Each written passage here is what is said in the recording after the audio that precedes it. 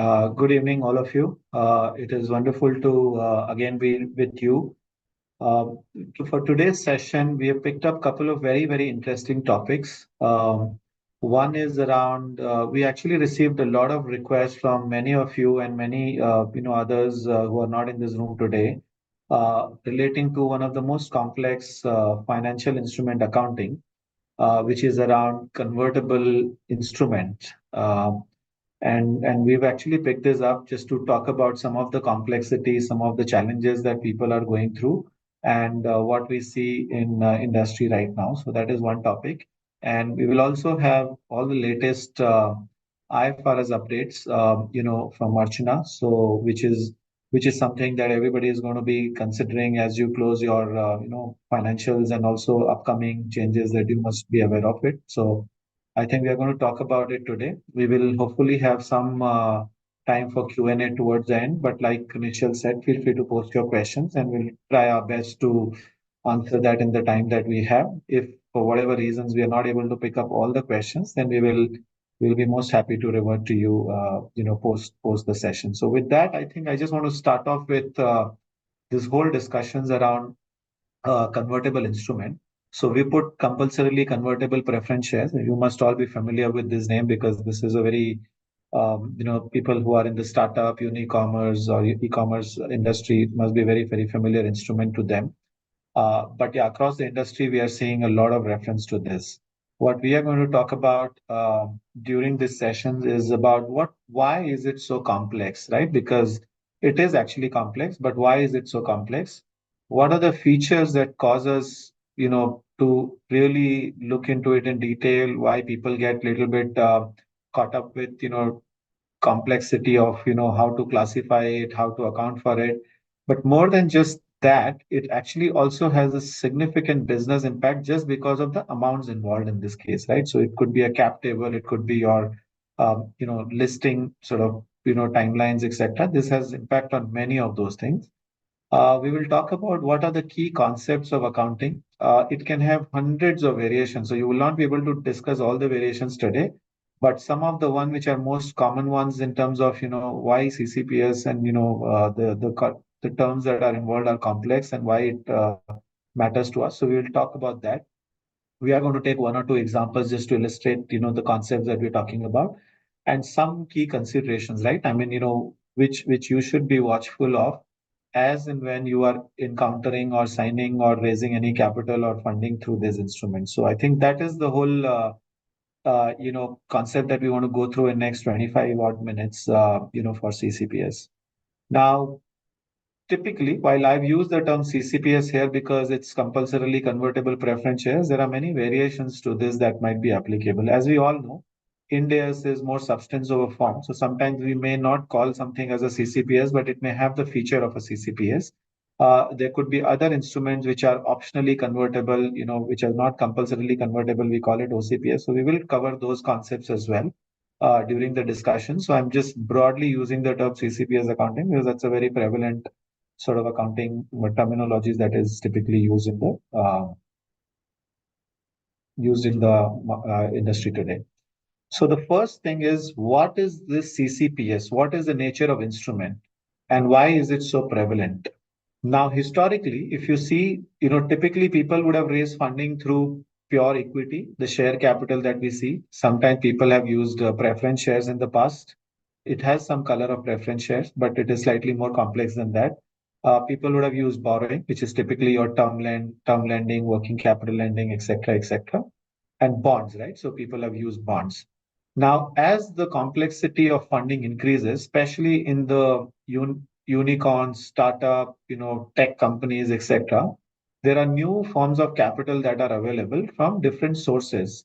Now, this one has been, at least in last few years, been a favorite of a lot of private equity, venture capitalists, who are putting in money in the startup or e-commerce sort of space, funding through the CCPS or OCPS sort of instrument. Now, it is the amounts are pretty significant, and therefore the implication of accounting is very significant, and we will go through that in a moment. Uh, the reason why we're discussing is this is slightly different in the sense this gives assurance of a fixed rate. I mean, it may not be 100% assurance, but through this instrument, a lot of investors try to get multiple cash flow options. So it's not a pure preferred share where you say, okay, either redeemable or non-redeemable, and therefore you keep it or pay me cash. This may have features such as, okay, if you will, I have the option either to convert it into equity shares, I have the options to redeem it, and you pay me back the cash. Sometimes people have options to take fixed amount of return, so you say, okay, at the end of 5 years I will convert it, or if you redeem it, then I will take 13%, compounded rate, etc., etc. So there are multiple scenarios or cash flows, streams that sometimes are included, which of course makes the instrument complex. But the real reason behind this is it protects investors, right? So investors are able to provide the growth capital, but at the same time protect their principal and their interest and their net worth or their capital appreciation through this instrument, right? It gives them maybe a return of the capital, but also participating in the upside if the company grows really well and they're able to then convert at a equity sort of thing at that point of time. The holder, in this case, typically have more rights than a typical preference shares, right? So there is no hard and fast rule here. It is a pure commercial arrangement, right? Any contract of funding is a pure commercial arrangement. But typically, because of the features that I mentioned just now, the holders of CCPS may typically have more rights than other ordinary investors. So they may have voting rights also in many cases. They may have right to dividend. They may have right to refund of capital. They may have board seat. They may actually, and this is a growth capital, right? So therefore, it's really between investors and the founders who agree. But yeah, typically you will see quite a bit of rights to the third party investors beyond the founders through CCPS. It helps investors to maintain their stake. So they will have the right to maybe refund. It is also possible to right to convert, and therefore they are able to manage and fluctuate their stake depending on what the investment strategy is. So that is possible. It also is favorable to founders in a way, right? Because you are not immediately diluting equity. You have a CCPS. You are issuing. The company is issuing preferred stocks. So if the voting rights are different, if there are no voting rights, sometimes you are still able to get the funding, which is not a debt, which may be debt, but not exactly a debt. You may be converted into equity. So it is somewhere in between, which helps founder also keep the control of the company at the same time manage significant amount of funding to manage the growth, etc. From a regulatory aspect, there are provisions under Companies Act which talk about how do you see the preference shares. I think typically we will get a classification of preference shares under the Companies Act. However, accounting treatment is not straightforward, which is possibly the reason why we are discussing this today. There are complexities in accounting whereby we may classify this as equity. Some features may lead, in fact, most times, we may lead to a liability classification.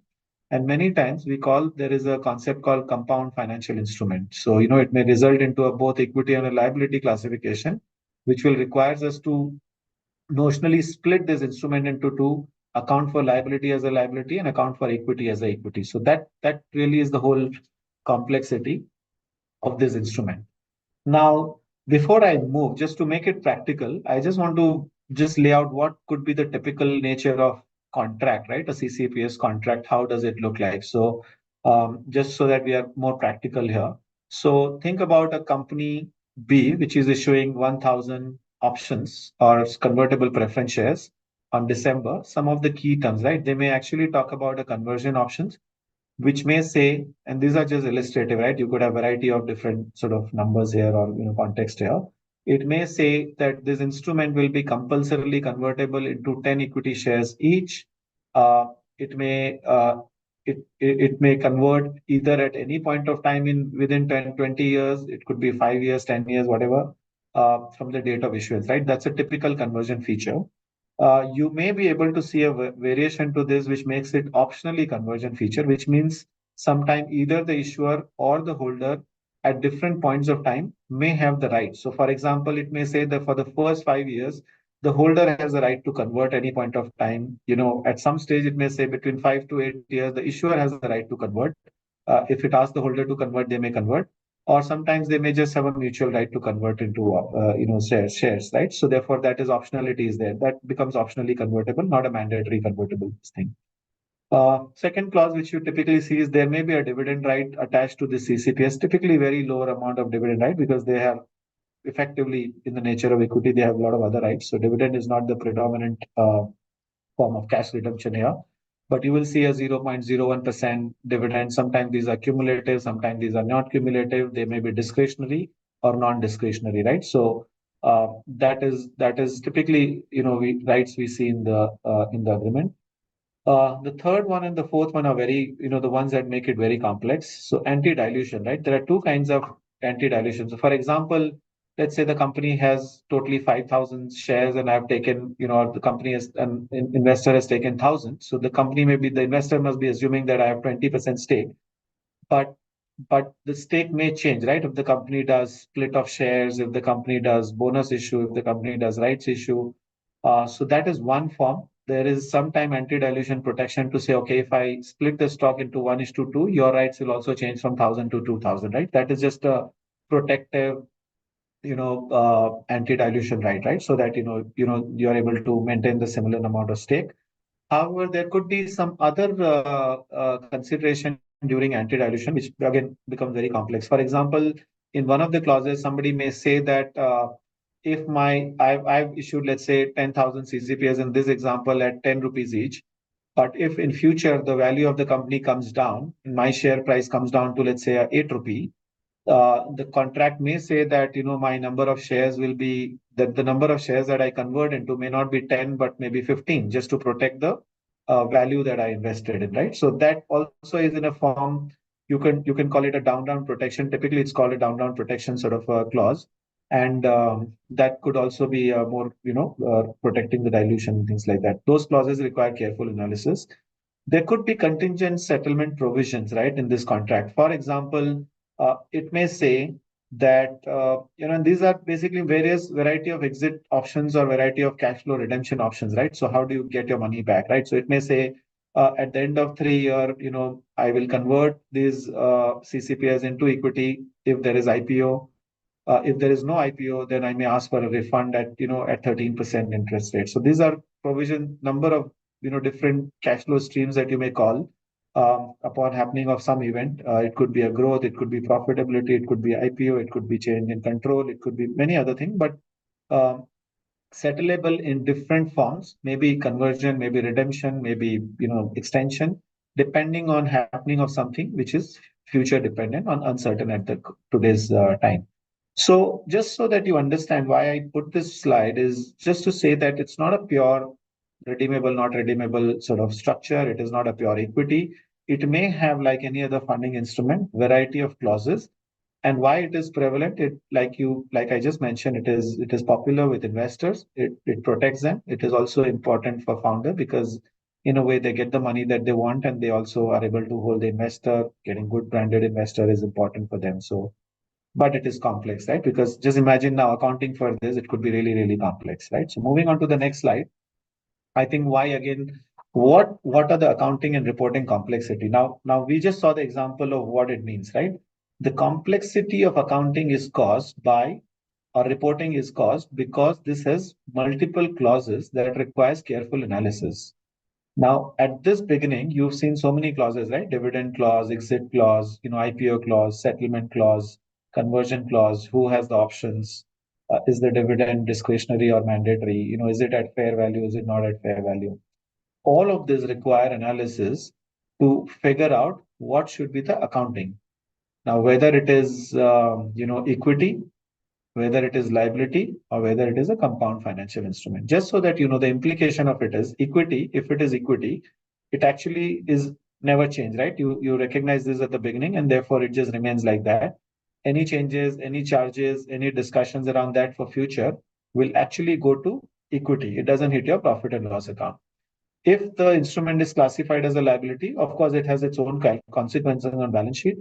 But any charges associated with this, right? For example, amortized cost or fair value changes or interest or debenture or dividends or the notional interest that we calculate on present value basis, all of these are profit and loss adjustment, right? So they go to your income statement. If it is compound instrument, then you have to split this between equity and capital, equity and liability, and liability will follow its own accounting, equity will follow its own accounting, right? So it's therefore it's very complex, right? Then you also analyzing what is the probability of different scenarios happening. I mean, accounting standard says that probability need not be assessed all the time. Also, you need to assess, are these clauses genuine? Sometimes, do they have economic substance? So, because these are very complex and they're like 5 years, 7 years down the line, right? Some of these contingent provisions. So that is why it is complex. You need to be careful about regulatory requirements. So companies at SEBI, FEMA, for example, if a company has CCPS and it is planning to go to IPO, the SEBI guidelines restrict a company to go to IPO if it has a convertible instrument. Therefore, before IPO, they anyway need to wind this instrument down, either by converting, redeeming, or changing the nature of the instrument, right? So that compliance is going to be important. If in between you modify the terms of these agreements, for example, you're making redeemable to convertible, convertible to optionally convertible, or removing some conditions like IPO, etc., that is a modification that will follow its own modification accounting, right, of financial instrument.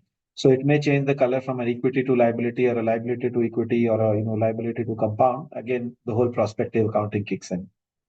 Classification, like I just mentioned, very, very complex, but this has a lot of business implication. For example, an instrument that you always thought is a liability, but becomes, equity, but is treated as a liability. Suddenly your debt equity ratio changes, your EPS changes, your income statement changes. And because these amounts, at least in many e-commerce or unicorn sort of setups, are thousands of crores, a 10% charge could mean a 400 crore loss, right? Or a charge to P&L, right? And that takes time to recover. So I think this can have far-reaching impact on income statement and balance sheet. So let's say a company is trying to go to IPO and this instrument is there, you might just suddenly turn loss-making because of this instrument, right? Which you thought equity, but turns out to be a liability, right? So again, we are seeing these cases very regularly and live. So therefore, it is important to know this. This may require periodic valuation for liability or a derivative components in this. So that is a cost, but also brings a lot of volatility to the income statement. And the business impact, right? There could be cap table impact, IPO impact, tax implications, etc., which we need to be mindful of, right? So that is the sort of reason why we need to do this. Now, some concepts I just want to talk, right? Where it leads to a financial liability. Predominantly, we are talking about either a equity classification, a liability, which of course changes the nature and both balance sheet and P&L we discuss, or a compound financial instrument, right? Which you need to split. Now, if again, while there is a theoretical or a very technical definition in India 32 in financial instruments presentations, typically if there is a feature which has contractual obligation to deliver cash or any other financial instrument. For example, if one of the features says this is redeemable at the option of holder, uh, at the end of 5 years, then there is one stream which will make it liability, because at the end of it, you are required to contractually deliver cash to settle or close this liability, right? So that will make it a liability instrument, or exchange any other financial asset or financial liability under unfavorable conditions, which are typically derivative and things like that. If it is convertible, uh, but this conversion is not fixed to fixed. For example, in the earlier example, we said one CCPS is convertible into 10 equity shares, come what may. Like that is a fixed number of equity shares. And if it's mandatory, then it is fixed to fixed, which is fixed number of instrument. On the day one, we know what number of equity shares I'll issue. There is no variability to it. It may be better, but if I don't know the number of equity shares that I may convert, right? For example, if it says if it's within 3 years, upon happening of IPO, you will do 12. If it is IPO is not happening, I'll do 20. If you're profitable, you convert into 8. If you're not profitable, convert into 10, which basically means on the date of issue, I don't know the number of shares, equity shares that I'm going to issue to convert this, or variable number of shares, because the numbers will keep changing depending on which scenario pans out. Then that becomes a liability sort of an instrument. Again, I'm talking in slightly layman's term here. There are some intricacies involved, but either a cash outflow or a variable number of shares, which I don't know right today, which is not fixed. So that makes it liability. Equity is of course a residual entry. If it's either compulsorily convertible and I have no cash outflow here, or I know it is mandatorily convertible into a fixed number of shares which cannot change, right? Which is typically non-refundable, exact like equity, no other complicated features, and therefore I put this as equity. In compound financial instrument, there could be some features which may look like equity, there could be some which may look like liability, and therefore you need to split them, right? And of course, most time, predominantly it's a liability feature, and therefore valuation will go more towards liability. There could be some small component of equity sometimes, right? If the complex terms are there. So just from a theoretical definition point of view. Again, we talked about this, right? I mean, when you look at liability features and equity features. So I'll move out of this, but typically when you're looking at it, it is either non-redeemable, which is no cash outflow involved under any sort of situation, or convertible into fixed number of shares, right? Those are the high-level sort of things that we need to be mindful of. There are certain terms which may change the classification completely. Now, just look at this example. We'll run it for a couple of minutes. There is X Limited, which issues non-cumulative, which means these are not cumulative, dividend of 4%, compulsorily convertible preference shares, which means they will convert into equity at some stage of Y Limited, let's say 40 lakh rupees, whatever that number is not really material here. These preference shares are convertible to fixed number of equity instruments anytime up to 3 years, and the dividend is at the discretion of the issuer. Now, here is a situation where these are compulsorily convertible, which means under any situation, the holder doesn't have right to take the cash back. They cannot ask for redemption, this because this can only convert into equity. And even the equity will convert into fixed number of shares, which means it could be 1:5, 1:7, whatever is decided upfront. Irrespective of what valuation happens, the company does well, the company does bad, companies, IPO is happening, not IPO happening, within 3 years, you will convert into fixed number of shares. Now, of course, this example is not complete because it doesn't say what happens at the end of 3 years, or it may just say at the end of 3 years, this convert into fixed number and that is it. In both the situation, it is a equity classification, right? Because, I mean, and dividend also is non-cumulative, right? So it is, if it is not declared, you don't get it, right? There is no future right to cash flow. So I think in both the situation, this becomes a equity classification. Now just see the variation of it. In the next slide, the company has 6% optionally convertible preference shares, right? Which means, and when you say optionally, means somebody has the option, right? I may want to convert or I may not want to convert, right? I may ask for money back. These preference shares are convertible into fixed number of equity shares of the issuer anytime up to 3 years. If this option is not exercised, the preference shares are redeemable at the end of 3 years, which means within 3 years, it can be converted into 1:, whatever number of shares, 1:, fixed number of shares. But if it is not converted, then the holder has a right to ask for money at the end of 3 years. So what happens, right? In this example, there is a fixed amount of equity shares will be issued on conversion, which makes it equity. But there is a conversion option, or there is a redemption option, which makes it liability, right? So I think that is really the analysis out here. That there are work streams or there are cash flow streams that are making it liability. So you are looking at it like a compound instrument. What is the liability feature? What is the equity feature? And account for it like that, right? So that's how it is going to be. Again, these are some of the very simple basic conditions. In reality, you will encounter many, many complex, right? Things like IPO happening, you need to convert. If IPO doesn't happen, you redeem. The dividend may be mandatory. The amount of interest may not be at fair value. It may not be 6%. Our current interest rate is 8, 9%, 10%. Let's say, 6% may or may not be fair value. So I think a lot of analysis is needed to understand what is the impact of these accounting.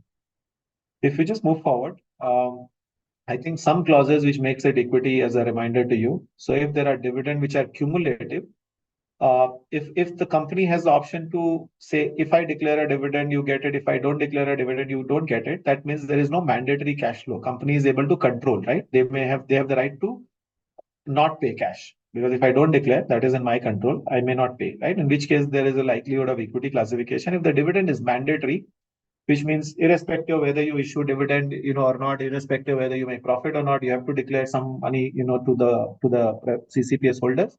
Then you can't control, or you can't avoid the cash outflow. Therefore, that becomes liability.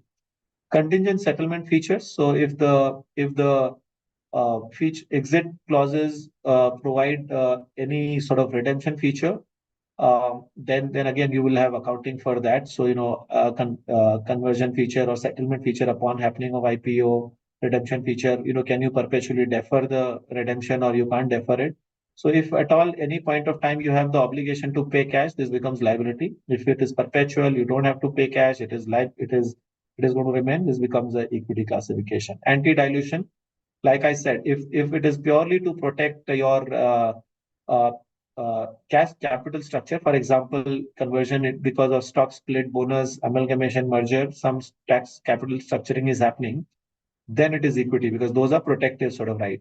But if there is a down protection, like I gave the example, for example, you were saying, I want to convert it to 1:10, but if your value comes down from, 10 rupee to 5 rupees, my conversion ratio changes from 1 is to, to 1 is to 15, which means I'll get 15 shares instead of 10. So that is not an equity feature, right? Because equity takes the risk. Here, this guy is not a taking risk because he is increasing the number of shares if the value comes down to protect his value of investment. That makes it a liability sort of instrument. Conversion option, who has the conversion option also matters. What kind of conversion option there is? It fixed to fixed? Chances are it will be equity. If there is a variability of, in any kind of scenario, that makes it liability. So again, these are broad guidelines, but how do you classify or what broad principle you take? In reality, we see a lot of disclosures. These are real life disclosures, publicly available on NCA websites, or file financials, which are very complex. People will need to disclose, terms and conditions, complexity associated with it. There are many arguments that happen between auditors and, account and the company. And, it's not an easy classification because liability classification leads to a lot of variability, fair valuation, P&L impact, and therefore there are a lot of times people did not even see whether it is equity or liability, and suddenly at the time of audit or this comes back as a liability, and it has a lot of business implications. So my advice is uh, really understand the terms and conditions of what is agreed at the time of entering into these kind of instrument. It may be CCPS, it may be OCPS, it may be convertible debentures, it may be convertible, bonds, whatever it is called. The guidelines is very similar, right? So people should know, understand the balance sheet, income statement impact, what are the complex clauses, what impact it has on capital structure, what business impact, regulatory impact, accounting implication more so, right? Because it is not just 1 year, right? These instruments are long term in nature, 3 years, 5 years, 10 years, 20 years as well. The accounting implication will continue for I mean, for a longer time, right? So therefore, that is very, very important, and it does have impact on IPOs and things like that. So, and therefore, it is better to understand the accounting implication or reporting implication right upfront, because what happens if you modify it, then it is even more complex to go through modification accounting, right? So there could be sometimes many people have gone into this in a sort of closed eye and then discovered it midway, but it is complex, right? For the examples that we shared. So I just pause here. I want to hand over to, feel free to post question, but I want to hand over to Archana, my colleague, to talk about the IFRIC updates, which is our second topic. So Archana, over to you. Thank you so much, Madhu. Good evening, everyone. And in the next 30 minutes or so, actually 25 minutes or so, we will take a quick look at some of the amendments which have already been issued and are applicable for March 23 as well as for March 24. And we'll also, as part of our discussion, look at some of the recent IFRIC interpretations. So first, let me start with the amendments or, the amendments which are relevant for March 24 financial statements. So in case you have not still finalized the financial statements for the current year, which is ending March 24, this slide will give you a quick reminder of the changes which have become applicable. The first one relates to the amendments to Ind AS 12 relating to deferred taxes related to assets and liabilities arising from a single transaction. So the amendments narrow the scope of the initial recognition available in Ind AS, initial recognition exemption available in Ind AS 12, so that it does not apply to transactions that give rise to equal amounts of taxable and deductible temporary differences. So following the amendments, an entity is required to recognize the related deferred tax asset and liability for transactions that give rise to equal taxable and deductible temporary difference. The second amendment, which became applicable during the current year, was relating to Ind AS 1, presentation of financial statements. Application of materiality is key in terms of deciding which accounting policies to disclose. However, before the amendments to the standard required an entity to disclose significant accounting policy without the term significant really being defined. So after the amendments, the entities are now required to disclose their material accounting policy. And the amendments also explain how an entity can identify material accounting policy information. There is a perception that this is just a change in a term and, there is no real substantive impact, which is not the case. We've discussed this in one of the earlier sessions, and there are significant implications of this amendment in terms of the information as part of the accounting policy that can be included in the financial statements. And the last amendment, which was relevant for this year, was the amendment to Ind AS 8. The amendment to the standard was made due to entities facing difficulties in distinguishing accounting policies and accounting estimates. The distinction is important because changes in accounting policies are applied retrospectively, whereas change in accounting estimates are required to be accounted for prospectively. So effectively, the amendments bring in a definition now of accounting estimates. From a practical impact perspective, the amendment is more clarificatory, gives that guidance. It is not expected to really have too much of an impact in terms of how or what was identified earlier as an accounting estimate or accounting policy. Now, if you look at these amendments actually mirror the amendments which have been made to those in IFRS, given the fact that we are converged. So these Ind AS amendments are similar to those in IFRS. Moving on to the next slide. The next one is the amendment to, this is the amendment which is there in IFRS. This amendment has not been incorporated in Ind AS.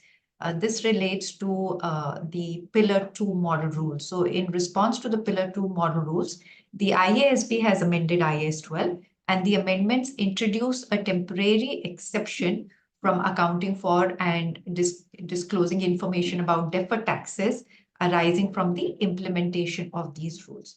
Applying the exemption, an entity does not have to recognize or disclose information about deferred tax assets and liabilities related to Pillar 2 income taxes. However, the entity is required to make certain specified disclosures. We're not getting into it right now.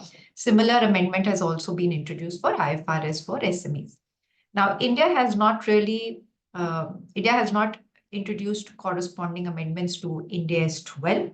However, if you look at the way the standards or the way the Pillar 2 model rules have been interpreted and their implication for accounting in the financial statements, an entity may conclude that the deferred tax requirements do not apply to income taxes arising from Pillar 2 model rules after considering several factors. So I'm not going to get into those factors. And if you look at the, to the extent financials have been finalized and available in public domain, most seem to have taken this interpretation. So while corresponding changes have not been introduced in Ind AS 12, nevertheless, like I said, interpretation has been taken that deferred tax requirements will not apply to income taxes arising from Pillar 2 model rules. Moving on to the next slide is the amendments for the current year, which is 24-25. The amendments which are there on the slide are representing the amendments to IFRS. The corresponding amendments to Ind AS have still not been issued. Having said that, we're aware in terms of the process of making these amendments in the Indian context, these amendments have been approved by the ASB of ICI and are now waiting, final issuance from the MCA. Our suggestion, of course, would be not to wait for the last minute when these amendments are really issued, because from a convergence perspective, we are aware that these amendments will come into Ind AS, and companies may therefore want to start making efforts to take these into account. So if I look at the first one, the amendments to Ind AS, to IAS 1, that actually seeks to address how compliance with covenants may affect the classification of debt as current or non-current at the reporting date. And it is expected to promote consistency in application and clarify the requirements on determining if a liability is current or non-current. In the Indian context, we do have a carve-out, and while we'll have to see what MCA finally issues, it is expected that the carve-out may get retained, while there was a lot of discussion in terms of whether or not to do so. The ISB has also issued amendment to IFRS 16 relating to lease liability in sale and leaseback. The amendments clarify how a seller lessee subsequently measures sale and leaseback transactions that satisfy the requirements in IFRS 15 to be accounted for as a sale. And the last one, which is a very interesting one, is the amendments to IAS 7 and IFRS 7, which address the disclosure requirements to enhance the transparency of supply finance arrangements and their effects on a company's liability, cash flows, and exposure to liquidity risk. The supply finance arrangements, as you know, are also referred to as supply chain finance, trade payable finance, reverse factoring arrangements. There is some criteria which has been given for defining the scope of arrangements, which will be covered by these amendments. So the amendments don't really give accounting guidance, but effectively they supplement requirements which are already there in the standard and require actually a company to make additional specified disclosures. So now that we've covered new and effective amendments, we'll move on to recent, can you move on? Oh, sorry. Let me also cover IFRS 18 and 19. I'm not, in the interest of time, not going to get into that. But very quickly, two new standards, IFRS 18 and IFRS 19. I think from an IFRS 18 perspective, it's going to be a very significant impact. So far, if you look at in IFRS, the P&L has been form free. While IAS 1 gives you elements to be disclosed, it doesn't give you a structure. While in India, we've had Schedule 3. However, now IFRS 18 is going to bring in a structure. There are some certain other amendments as well, including the management performance measures and so on. So very significant amendments, but these are, while early application is permitted, these are the effective date is accounting periods commencing on or after 1st January 27. And similarly, we've got IFRS 19, which is expected to give certain relaxations from disclosures for subsidiaries without public accountability. Now maybe we can now move on to recent IFRS Interpretation Committee agenda item. A selection of the issues which have been discussed by the Interpretation Committee in 23 as well as 24 are listed on the slide. Very quickly, why are we covering it? If you look at it effectively, from an IFRS perspective, first, if you look at it, the explanatory material derives its authority from the accounting standards themselves. And therefore, when an entity applies, an IFRS, it is also expected to reflect the explanatory material in an agenda decision. So from that perspective, they do have very significant implications because they explain how applicable principles and requirements in these standards will apply to a particular transaction or fact pattern which has been described in the agenda decision. Now, given the fact that India has converged with IFRS, the regulators, and I'm talking about the Indian regulators, they expect the application of standards in IAS to be consistent with that under IFRS until the underlying matter is subject to a carve-out. So if there is no carve-out, then the application is expected to be consistent. And in that context, the agenda decisions are also expected to be considered by the preparers as well as the auditors. If you look at some of the recent orders of NEFRA, they have actually considered inconsistency of accounting treatment, with the IFRIC agenda decision as a non-compliance. So from that perspective, it is relevant even for us in India to keep a track and ensure compliance with the agenda decisions. So from the agenda decisions which are mentioned on the slide, we'll cover two. We will briefly cover the two agenda decisions, which are marked in bold. And if you want a complete list of IFRS Interpretation Committee agenda decisions, they can be found on the IFRS Foundation website as well. So if you can just move on. Yeah, this slide, if you see, lists the other issues that have been considered by the committee. These are still not finalized. Or maybe an agenda decision, instead of an agenda decision, another path is going to be taken. So there is one tentative agenda decision which has been issued with respect to disclosure of revenue and expenses for reportable segments. We'll discuss this today. For some of the other matters which are stated on this slide, the IASB is reconsidering to make amendments as opposed to issuing an agenda decision. So we'll start with the, Can we move further? Yeah. So we'll start with the first agenda decision, which is climate-related commitments.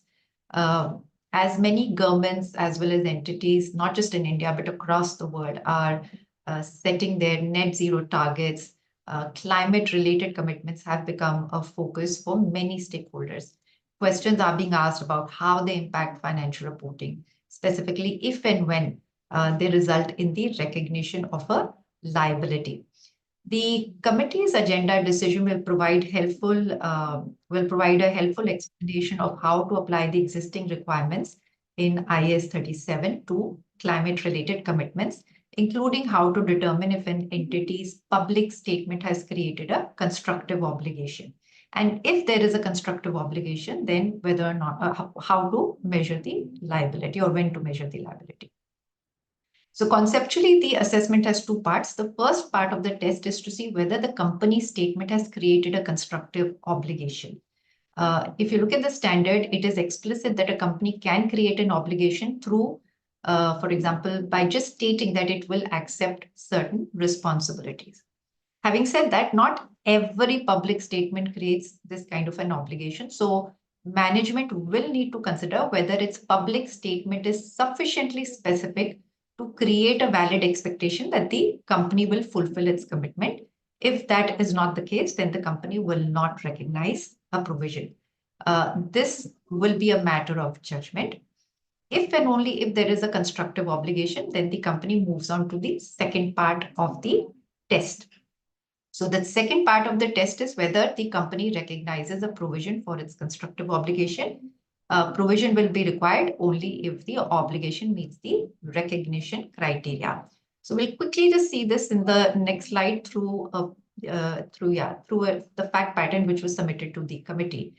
In this case, let's say in the current year, a manufacturer of household products publicly states that it will gradually reduce its annual greenhouse gas emissions, reducing them at least 60% of the current level by, say, 2029.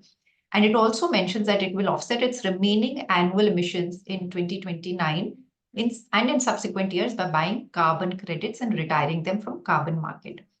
Now, to support its statement, the entity publishes a transition plan. It sets out how it will gradually modify its manufacturing methods, to achieve this. The modification will involve, let's say, investment in more energy efficient processes, maybe buying energy from renewable sources, etc. And management is confident that the entity can make these modifications and continue to sell its product at a profit. In addition to publishing the transition plan, the entity is also taking additional actions which publicly kind of affirm its intention to fulfill its commitment. So the first bit is that does the entity have a constructive obligation? As per the agenda decision, an entity, like I mentioned in the previous slide, you'll actually have to exercise judgment to see whether the statement which was made kind of creates a valid expectation. Now, this assessment will depend on the facts of the commitment. It will depend on the circumstances surrounding it, including any actions that the company has taken. So, I'm just repeating, but yes, it will require judgment to be exercised by the management to conclude whether or not a constructive obligation exists. Now, the agenda decision, however, does not detail any factors in terms of how to make this judgment. It acknowledges judgment has to be made, but doesn't give any additional factors. However, if you go to the staff paper, there were certain factors, which were discussed there, which can be helpful in making these assessments. It would have obviously helped if IFRIC had included these factors in the final agenda decision or made them public in some form. However, you can refer to the staff paper. So in the previous slide, some of these factors have been stated, like nature of the statement, method of communication, and so on. So you look at those factors to exercise judgment. And this assessment has to be performed at each reporting date because circumstances can change. The next bit is, should a provision be recognized? Like I said earlier, you will need to see whether the recognition criteria is met. The recognition criteria has three aspects. If you look at IAS 37, the first criteria is that whether there is an obligation which arises from a past event. Now, in this case, the mere issuance of a statement does not create a past event. The past event is not the statement, it is actually the emission of the greenhouse gas. Now, if you look at this, if you look at the in the fact pattern, that past event will happen only when greenhouse gases are emitted from 2029 onwards. So before that, there is really no past event, and this means that the company will recognize a provision for this part of its commitment, but only from 2029 onwards. The second criteria is whether it is probable that an outflow will take place. Outflow of resources to settle the obligation will take place.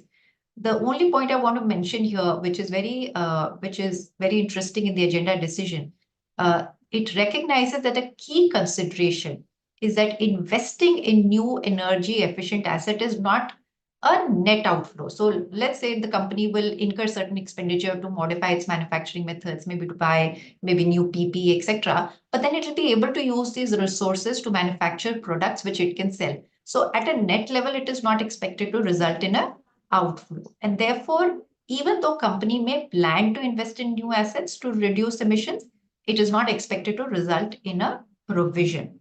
However, the commitment to retire carbon credits to offset future emissions is an outflow. But again, that will require a provision to be recognized only from 2029. The third criteria is whether the company can make a reliable estimate, and this usually will be met. The standard says this is only in extremely rare cases that you would say this criteria is not met. So if a provision is, first, like I said, you exercise judgment, then you look at when the provision has to be made. If a provision is recognized, then the committee observed that corresponding amount will be recognized as an expense rather than an asset. And having said the fact that you may not in the current year need a provision, however, please take care that there could be accounting and disclosure implications coming from other standards, right? The ISB is also reviewing its guidance on liabilities and may consider adding new examples in IS 37 in terms of how to apply the standard to net zero commitments. Moving on to the next one, which is on definition of a lease and substitution rights. This agenda decision is a response to a specific case about the application of the lease definition to a contract to supply batteries that includes an interesting substitution clause. Since this deals with a new technology in a fast-growing sector, the decision can set a precedent. The agenda decision addresses a very specific fact pattern wherein the customer enters into let's say a 10-year contract with the supplier for use of 100 similar new assets, which is batteries to be used in electric buses. So the customer uses each battery together with other resources available to it. Effectively, each battery will be used in a bus that the customer either owns or it leases from another party, which is unrelated to the supplier. Now, the supplier has the practical ability to substitute the battery throughout the contract term. However, it is expected that the substitution will be beneficial to the supplier only after the third year. So there are two factors actually, if you see. One is, and let me also add that if the supplier substitutes, the supplier has to compensate the customer for any revenue lost or the cost incurred. So while making this, when you look at whether the substitution will be beneficial or not, it will depend upon the age of the battery. It will also depend upon the amount of compensation which has to be paid and so on. So effectively, if you look at it in this fact pattern, it was expected that substitution will not be economically beneficial before the third year. So this agenda decision addresses two questions. The first is at which level do you evaluate the lease? And second is that how do you assess whether the contract contains a lease when you have such a particular substitution clause? So very quickly, I can't get into the details, but very quickly, when you look at the first part, I think the committee concluded very fast. I think they said it is very clear that you need to consider each battery separately because each battery can be used independently, right? The committee actually spent much more time in deliberating the second question, okay? Now, to see whether or not the substitution right is substantive, if you look at the requirements, unless and until the supplier has a substantive right to substitute the battery throughout the period of use, the criteria of lease would be met. Now, in the current case, while the supplier has the practical ability to substitute alternative asset throughout the period of use, it is not beneficial till at least year 3, right? And because of that, it is concluded that the supplier does not have a substantive right to substitute the battery throughout the period of use. So, so while this is in the facts and circumstances of the patent which was considered by the committee, in certain other situations, use of judgment could be required. I'm going to move on to the next one, which is on disclosure of revenue and expenses for reportable segments. This is a tentative agenda decision. There are again 2 parts to this. The committee received a request about how an entity applies the requirements in paragraph 23 of IFRS 8 to disclose for each reportable segment specified amounts related to segment profits or loss. Now, the first issue relates to the requirements of para 23. If you para 23 actually gives you a list of something like 8 items which have to be given for each reportable segment. The issue is whether the entity is required to disclose the specified amounts in paragraph 23 if those amounts are not reviewed separately by the CODM. Now, very easy. I think this one we can very, very quickly go through because they've said if the requirement need to give, the entity needs to disclose the specified amounts when those amounts are included in the measure of segment profit or loss reviewed by CODM, even if they are not separately reviewed by the CODM, or when those amounts are regulated provided to the CODM in that sense. So if the paragraph 23 on its own is very clear. So I think this one was the first part is an easy one. The second part of this agenda decision is actually where there are concerns. One of the items of disclosure in para 23 is material items of income and expenses. Now, the question is, how do you interpret this material items of income and expenses? Do you apply the materiality concept in general, or do you interpret this in the context of para 97 of IS 1? Now, for those who may not remember para 97 of IS 1 right now, effectively, when you read 97 together with 98, it deals with what we usually refer to as unusual items. And typically, when we have to report or when we have to give these disclosures under para 23F, for material items in the context of para 97, unusual items is what is the current practice which is disclosed. However, if you look at the agenda decision is actually expecting the general materiality thresholds to be applied. Now, that would actually mean you'll end up having a mini profit and loss within each reportable segment. So while I would have actually liked to discuss this in more detail, but since it's a tentative agenda decision, I just wanted to highlight it to your to bring it to your attention, because this is one wherein just about many firms in India and outside India have disagreed. It doesn't reflect the current interpretation of the requirements. It doesn't reflect the current practice. And this will also kind of not be aligned with the management view that we typically, the approach that we take under IFRS 8. So this is one item I would say should be on a watch list because this can significantly impact our existing practice. Madhu, I'm going to hand this back. Sorry, I know I've exceeded time, but let's just see if there are any questions. Thank you so much, Archana and Madhu, for such a insightful session. All right. No, thanks, Archana. I think we are seeing an echo, so I'll just take over. So a couple of minutes, we do have few queries from the audience. So we'll quickly take it up. There are a couple of them on CCPS. So one is around if there is a company which has I'm just reading this out. The company has issued CCPS and dividend is cumulative, but will be given to holder at the time of profit. whether I can create only liability or create compound instruments. So again, look at the details of it. But frankly, I think the way it works is, one of the condition of liability and equity classification is, does the issuer has unconditional right to avoid future cash flow, which means can you just avoid it, right?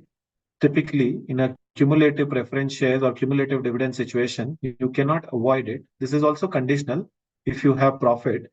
But one of the conditions that standard tells you is that you can't look at the probability, right? I mean, unless of course it is absolutely ingenuine clause, right? In which case you see this genuinity. But typically, whether a company is profitable or not in future, you don't know. You of course want it to be profitable, and at that stage, the cash flow cannot be avoided because that's dependent on profitability. So therefore, this is a cash flow, and I mean, while you look at everything else, I mean, at a high level, I think this will result into compound financial instrument. To the extent of this cash flow, this might have a liability component in it. So, and Archana, there is one question for you. It says India has gone to convergence route and not adoption.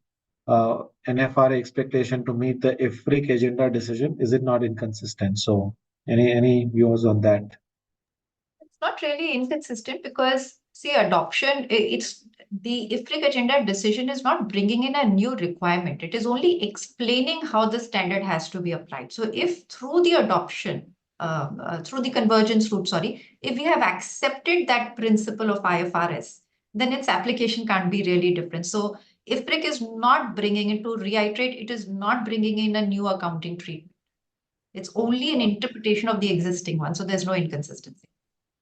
There was one more question around CCPS, which says that there was one Indian company which treated preference share as pure liability and disclosed that Companies Act prevails over Ind AS. So, they are treated as pure liability. So again, there's no full question, but I think typically what we follow in accounting, the way I understand, is we have to follow Ind AS.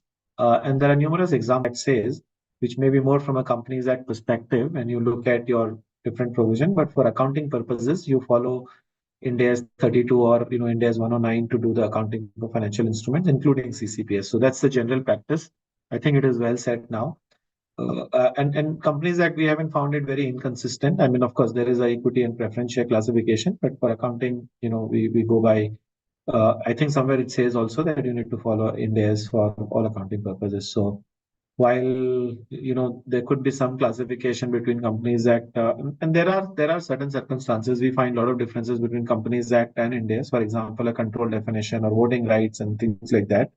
So that may be limited from a Companies Act on that purpose perspective. But for accounting, we will still follow Ind AS the way it is, right? So in this case, I think if it's preference shares which is a liability, then you will count it as a liability, even if it is equity because of Companies Act requirement and things like that. So that's the thing. I think we are on time. I don't have more questions, although we think there could be many more questions that may come up.